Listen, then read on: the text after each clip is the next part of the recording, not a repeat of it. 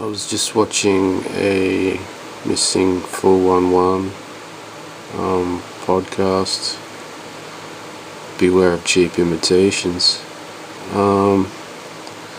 So yeah, David Paulides.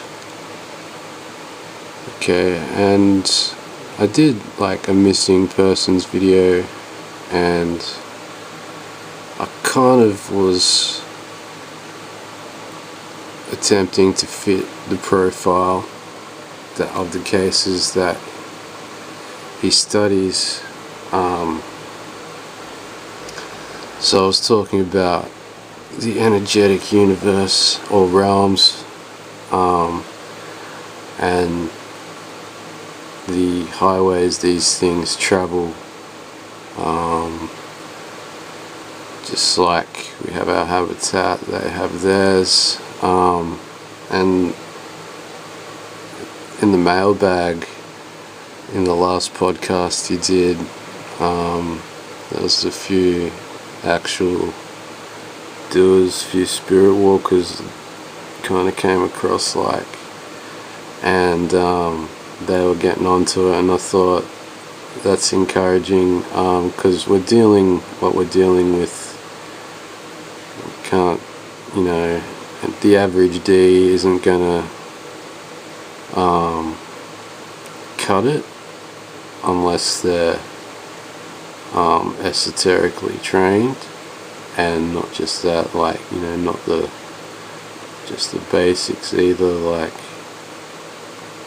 the deeper stuff, which is hard to come across these days, because these mystery schools, people pop up. It's like, the dudes of the 60s, certain people pop up and then they go, and then they leave these temples or houses or cults behind, and they get filled with unknowns. So, something to consider. So we're looking at the stone doorways. This one's obviously Egyptian. So the stone came up, the rock.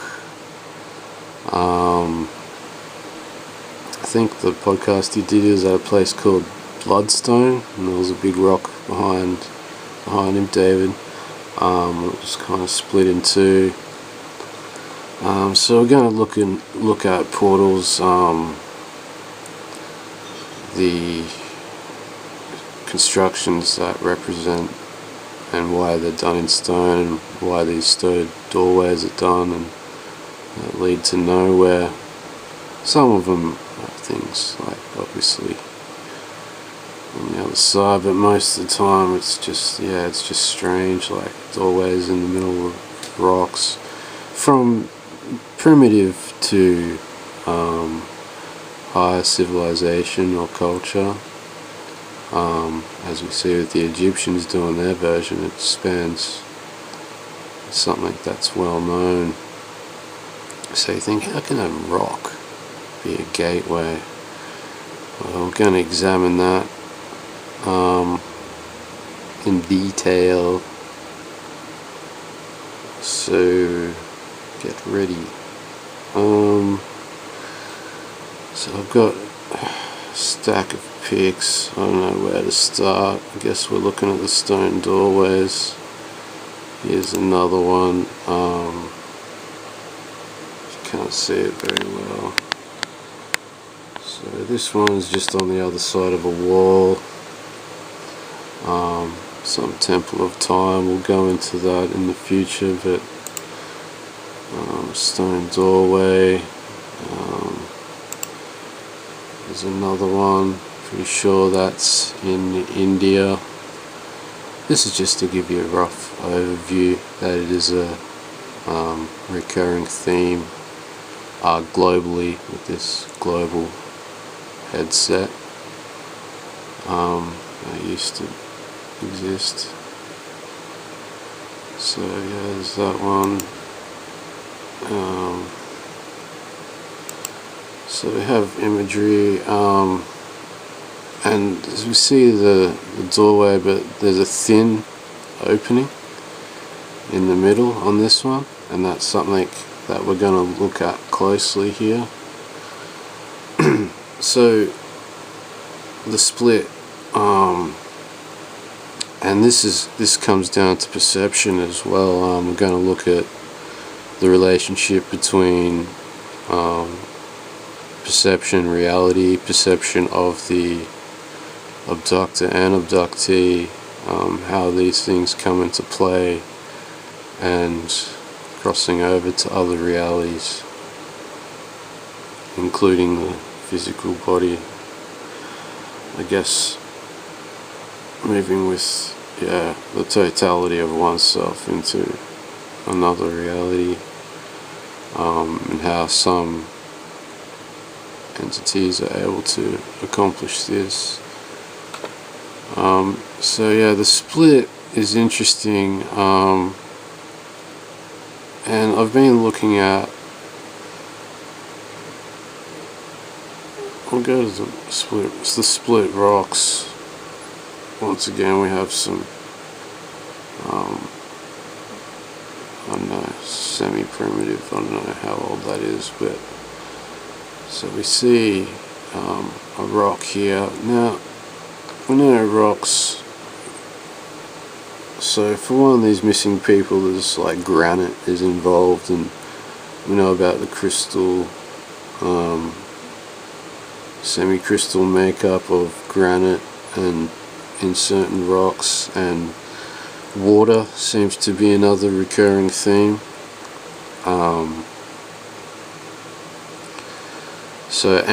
Combining those, like you put, a rock with certain makeup crystal under the pressure of water, and you get a charge out of it. So we see an energy source,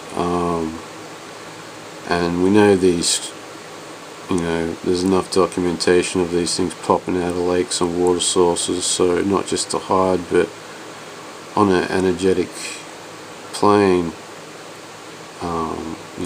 a reflective surface is a gateway as well.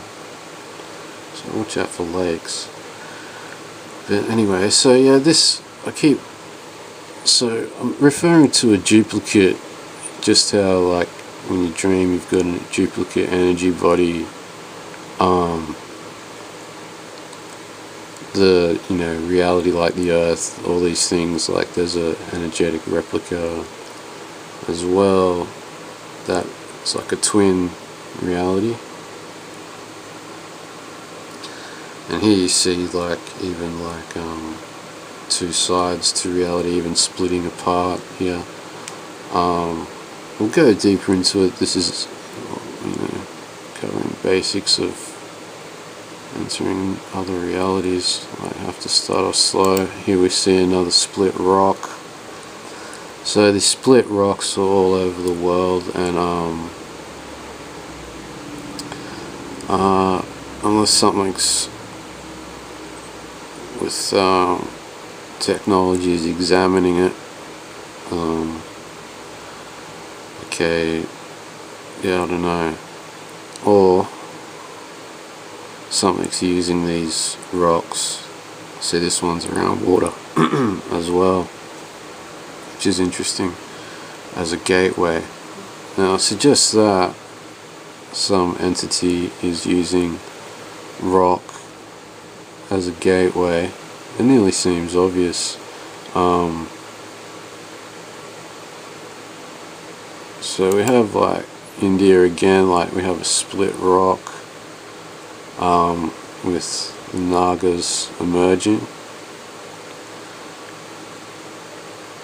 So Roger from Mud Fossil University, see we have the crack, and they're taking advantage of the split rock to show the Naga emerging from the rock.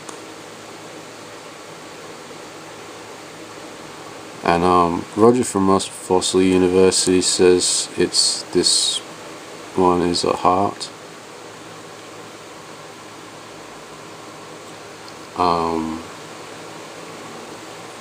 Which is interesting.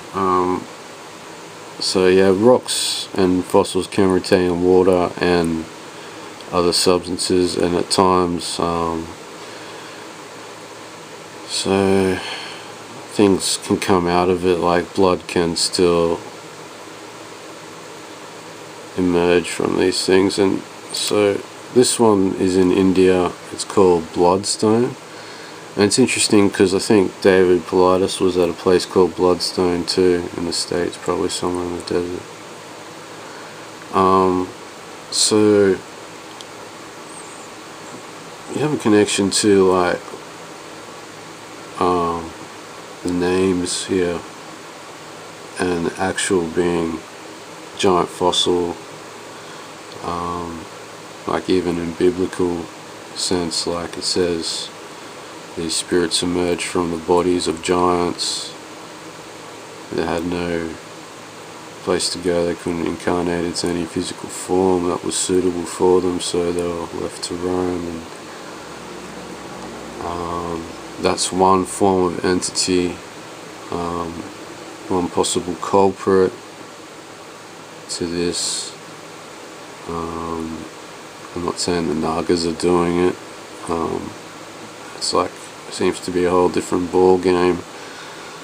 But that's why I mentioned the sorcerers of antiquity, even placing some rocks as a curiosity to even attract people. Now, things trapped in stone, there's this dude called Richard Shaver. They featured him on Ancient Aliens, and he was taking a photograph of rock where he was seeing images of like beings and stuff, and he used probably certain things to enhance, to show people what he was seeing, who knows. So we'll talk about fossils, like someone like Roger, like we'll look at something like that, it's a close-up image of rock, and he'd say, yeah, that's probably, who knows, it could even be like lung, you know, sometimes like things like Paulides with all the chemicals, depending on what's around, and goes into make the fossil. So you're having like some, you know, natural record there, and it could be turning into crystal, and when you put an energy source to it, and you know, gaining consciousness. Now, a motive, we're looking at a motive why they abduct people, but yeah, anyway, this is like, there should be maybe another one. No, here's another one with, these are just like in rocks, so rocks like, not just like fossilizing these things in any ordinary way,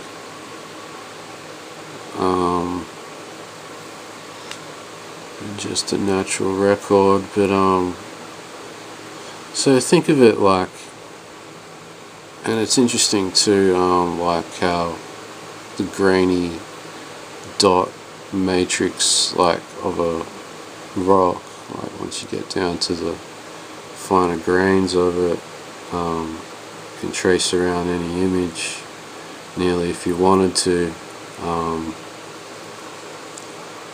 but that can work to the advantage of the perceiver.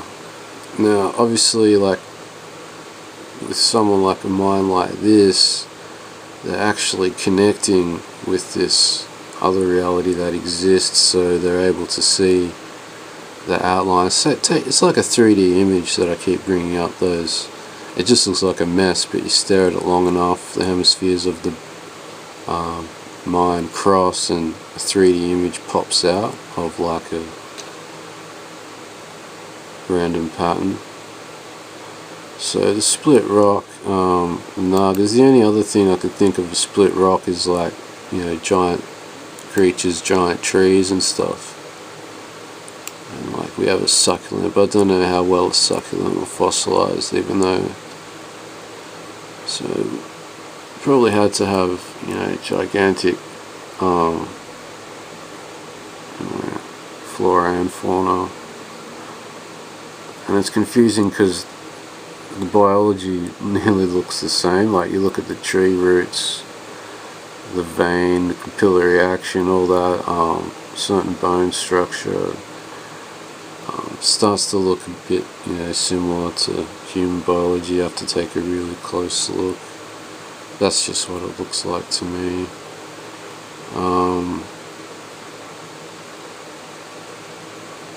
Yeah. So Naga's emerging.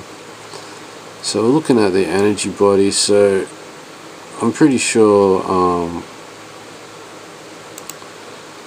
put this up just as this is like primitive beings, that combined beings we've been looking at, collective consciousness, how these things join together for an energy source, I believe, to traverse this plane. There's other things that emerge as well from other dimensional planes of existence. Now I believe one of their weaknesses, they do have to form collectives to do these abductions, and I don't believe the bodies can stay there for a very long time, and they usually emerge in water a lot of the time, if they ever find the missing person.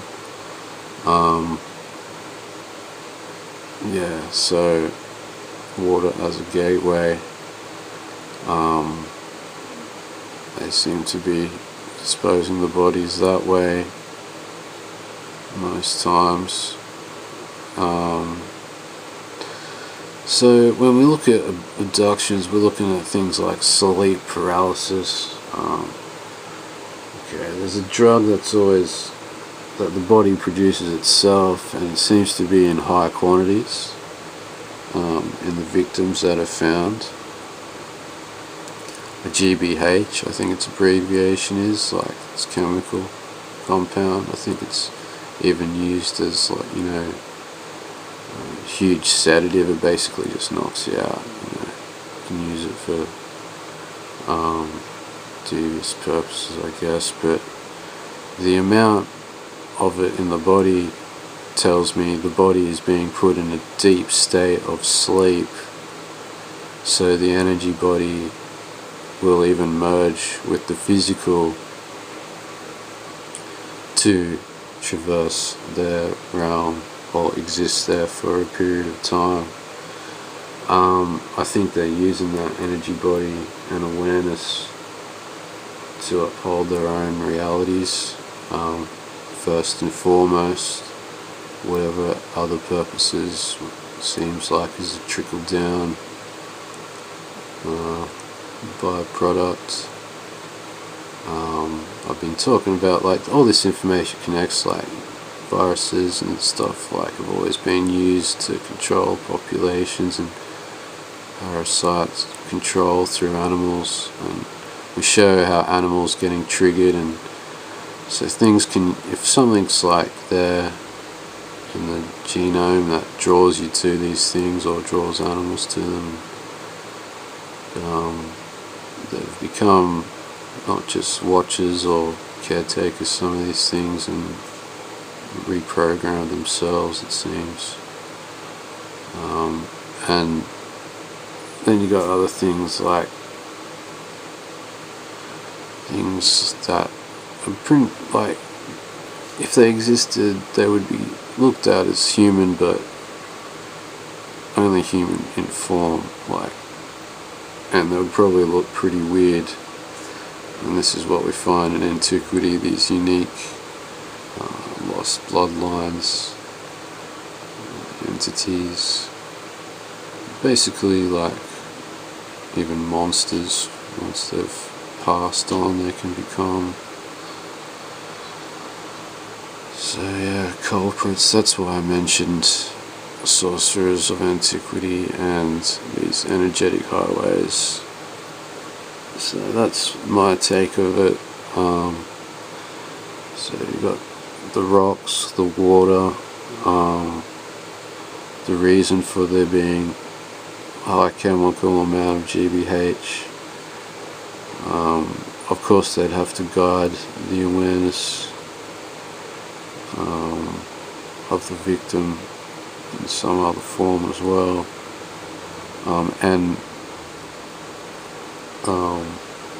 the perception of anyone around else who is observing, because that's the fragile reality we're looking at, and perception does come into play. And that's another reason why not just one of them can just rock up and take someone as well. Energetically, I don't think it's possible unless they have technology. And there seems to be a lot of tech on even the less physical dimensional planes, where time as well. I haven't gone into time. Even one of those stone doors was on a temple of time. So yeah, some of this I'm talking from experience, when it comes to this stuff, for sure. It's not just armchair work, like I've done field work, but I'll put some links to some real field work masters, and maybe one to Mud Fossil University. So yeah, that's another long vid, sorry about that.